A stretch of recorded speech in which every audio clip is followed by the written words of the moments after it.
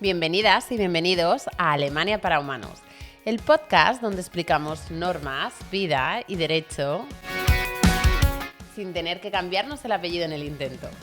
Hoy abordamos las grandes preguntas de las parejas binacionales que han decidido echar raíces aquí. ¿Cómo me caso en Alemania? ¿Puedo cambiarme el apellido al casarme? Y os hago el spoiler desde ya. La burocracia alemana es tan intensa que muchas parejas acaban huyendo a Dinamarca. Sí, a las famosas Vegas de Europa. Pero antes de hacer las maletas vamos a entender cómo funciona el sistema aquí. Porque, aunque no lo parezca, tiene su lógica. Vamos con el primer bloque, cómo casarse en Alemania. Y es que el principio fundamental es que tu pasaporte manda. Casarse en Alemania no es solo firmar delante de un funcionario. Aquí cada persona se rige por la ley de su propia nacionalidad. Por ejemplo, si un español quiere casarse con una alemana en Berlín, él debe cumplir la ley española, ella la alemana. Pero la ceremonia, el cómo, sí que se rige por la ley alemana. Y hay 3 reglas. La primera es que solo vale el registro civil, el Standesamt. La boda religiosa es preciosa, pero primero se firma en el registro, luego ya, si queréis, la fiesta. La segunda es que hay que estar presentes, nada de bodas por poderes. La tercera es que los testigos son opcionales. Ahora vamos a hablar del superpoder del registrador. El funcionario que os atiende no es un mero tramitador de sellos. Cumple una función casi judicial, verificar que no existe ningún impedimento matrimonial según las leyes de vuestros países. Vamos a poner un ejemplo. Si en tu país está prohibido casarte con tu excuñado, el funcionario alemán debe respetar esa norma.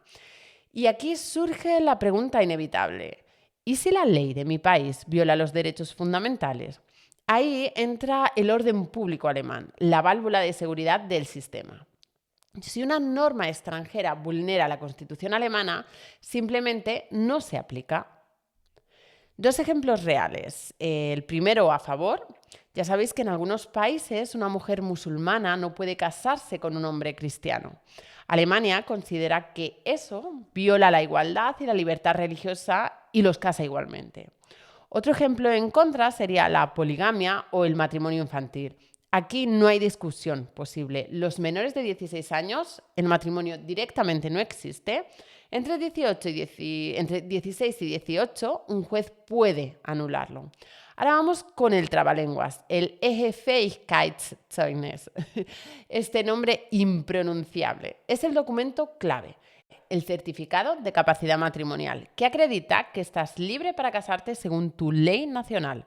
El problema es que en muchos países sencillamente no emiten ese documento, como por ejemplo Estados Unidos, Canadá o la mayor parte de Latinoamérica. Solo entregan un certificado de soltería básico y para Alemania eso no es suficiente. Entonces, ¿cuál es la solución? El plan B, también llamado la exención, el Befreiung. Si tu país no emite el certificado mágico, el proceso es el siguiente. Solicitas la exención al Tribunal Superior de tu región, al Oberlandesgericht. El registro envía tu expediente al juez y el juez lo revisa y te libera del requisito. La parte menos agradable es que tiene un coste y añade entre 2 y 6 semanas al proceso como mínimo. Venga, que si ya has llegado hasta aquí sin tirar la toalla, te doy la enhorabuena. Ya estás emocionalmente preparado para Alemania. Ahora vamos con los 4 documentos imprescindibles para contraer matrimonio. No os voy a leer la lista entera para no aburriros, pero si queréis un taller paso a paso, escribidme a hola@alemaniaparahumanos.com. Pero quedaros con estos 4 esenciales, ¿vale? El primero es el pasaporte en vigor, el segundo es el certificado de nacimiento. Si sois europeos lo podéis pedir plurilingüe. Si venís de Latinoamérica, ya sabéis, necesitáis el original más la apostilla más la traducción jurada. Y que sea reciente, menos de 6 meses. El tercero es el empadronamiento extendido, el Erweiterte Meldenbescheinigung, que se pide en el ayuntamiento y acredita vuestro estado civil actual. Y 4, la prueba de soltería o la exención del tribunal que acabamos de explicar. Una nota para los divorciados. Necesitáis la sentencia firme de divorcio. Y si ese divorcio se produjo fuera de la Unión Europea, a veces hay que validarlo primero en Alemania antes de poder casaros aquí. Una advertencia importante. Una vez el registro da el visto bueno a vuestra documentación, tenéis solo 6 meses para celebrar la boda. Si el plazo vence, los papeles se caducan y toca empezar desde cero. Ahora vamos a hablar sobre la vía de escape, Dinamarca. Si todo lo anterior os ha producido un leve dolor de cabeza, ahora entenderéis por qué tanta gente coge el coche o el tren y se va a casar a Copenhague. ¿Por qué Dinamarca es el paraíso de las bodas express? Bueno, en primer lugar, son bastante pragmáticos. No les preocupa demasiado la ley de tu país de origen. Les basta con saber que actualmente estás soltero. Aceptan certificados simples. Segundo, no hay tribunales, lo que en Alemania puede tardar meses, allí lo resuelve el funcionario de turno en un par de semanas. Y tercero, tiene validez total. Al ser Unión Europea, Alemania reconoce el matrimonio automáticamente. Además, el certificado danés ya viene en 5 idiomas, incluido el alemán. Que quede claro, no es un fraude, no es un atajo ilegal, es una opción completamente válida dentro del marco de la Unión Europea. ¿Cuál es la letra pequeña? Bueno, si os casáis en Dinamarca, saldréis con vuestros apellidos de origen. Y si vuestra intención era adoptar el apellido de vuestra pareja, tendréis que hacer un trámite adicional al volver a Alemania, la llamada Namenserklärung, pero honestamente es un precio pequeño por la tranquilidad de no haber peleado con la burocracia durante meses. Ahora vamos con el segundo bloque, el laberinto de los apellidos. Si en el bloque anterior hablábamos de cómo casarse sin morir en el intento, ahora entramos en uno de los temas que más preguntas generan en consulta y que más quebraderos de cabeza da en la ventanilla de los registros civiles: los apellidos. Al casarme tengo que cambiarme el apellido en Alemania. ¿Mis hijos se llamarán Weindel o Weindel-Galán? Porque mi pareja insiste en que seamos los Smith. Vamos a destripar esto porque Alemania y el mundo hispano juegan con reglas completamente diferentes. En primer lugar, tenemos lo que es el choque cultural, la unidad frente al linaje. Primero, el contexto. ¿Por qué nos cuesta tanto entendernos en este punto? Bueno, la lógica alemana es la de la unidad. Históricamente, el matrimonio crea aquí una especie de empresa familiar con una identidad común. Por eso existe el concepto de Ehename, el apellido matrimonial. La sociedad espera que seáis los Binder. Si cada uno mantiene el suyo, en ambientes más tradicionales puede interpretarse como falta de compromiso.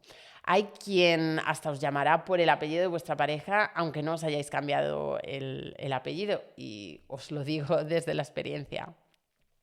Sin embargo, la lógica hispana es la del linaje. En España y en la mayor parte de Latinoamérica, el apellido es parte de tu identidad y no depende de tu estado civil, sino de tu filiación. Si te llamas Galán, te mueres siendo Galán, te cases con quien te cases.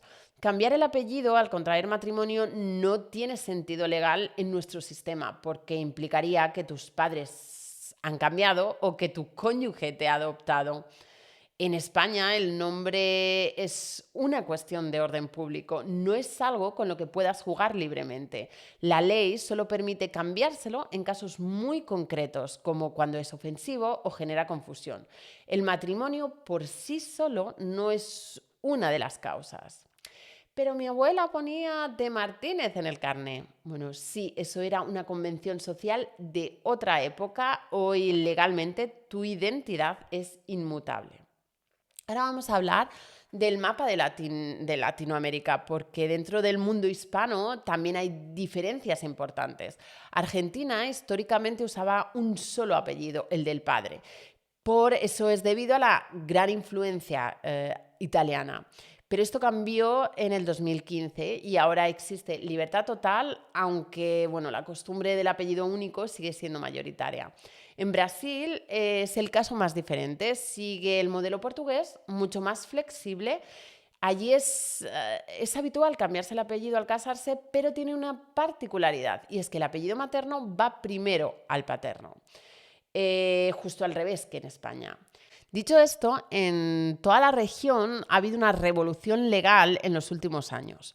Hoy existe libertad para elegir si va primero el apellido de la madre o el del padre, aunque al tío Manolo le siga pareciendo un escándalo.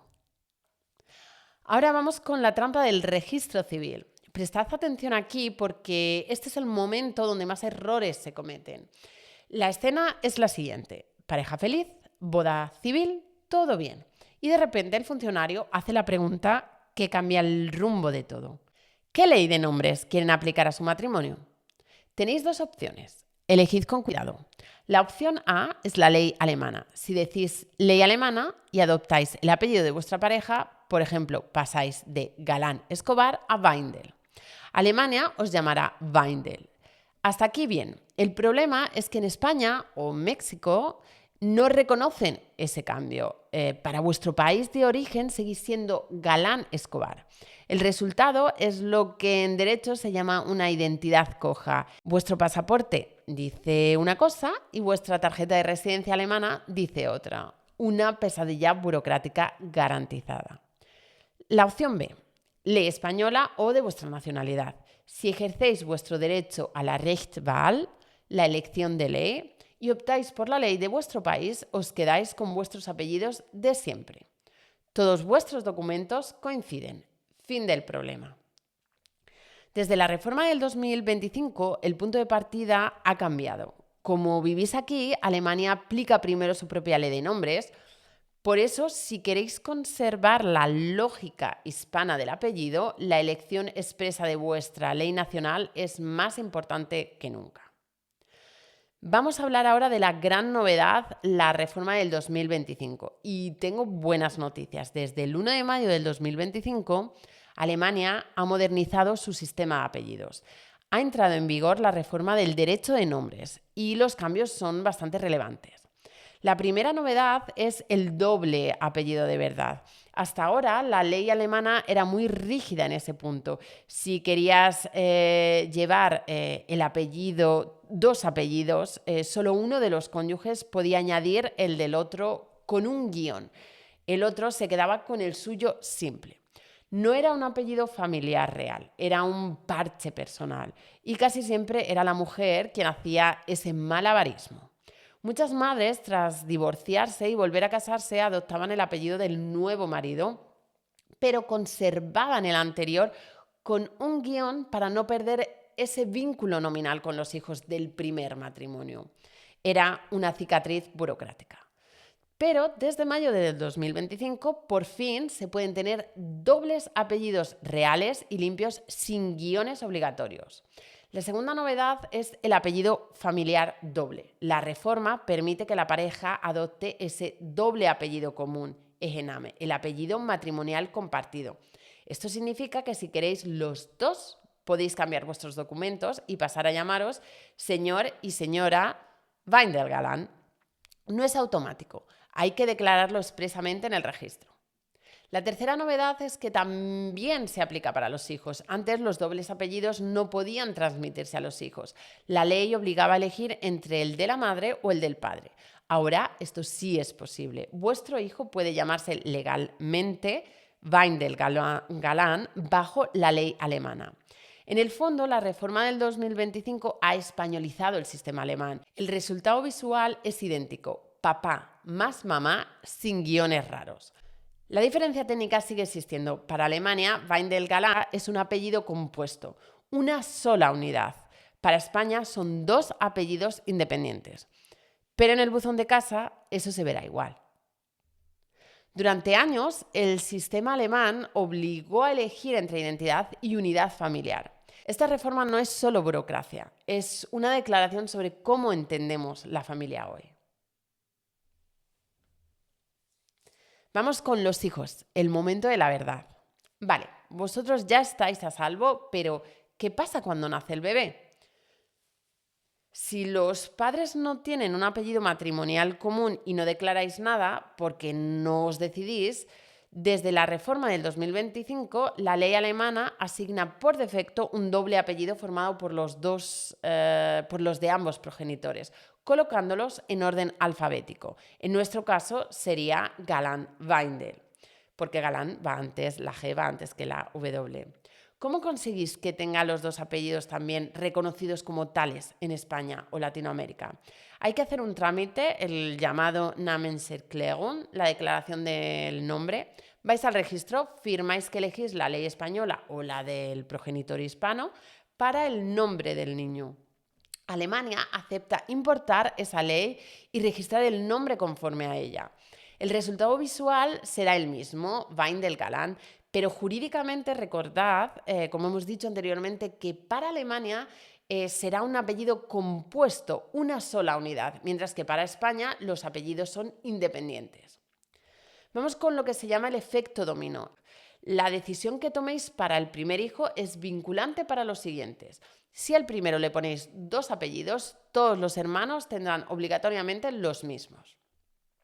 Y pensad que aplicando la ley española o mexicana les estáis regalando una identidad estable para toda la vida. A diferencia de la tradición alemana, ellos mantendrán sus apellidos intactos al casarse, porque en nuestra cultura el nombre no se negocia con la boda.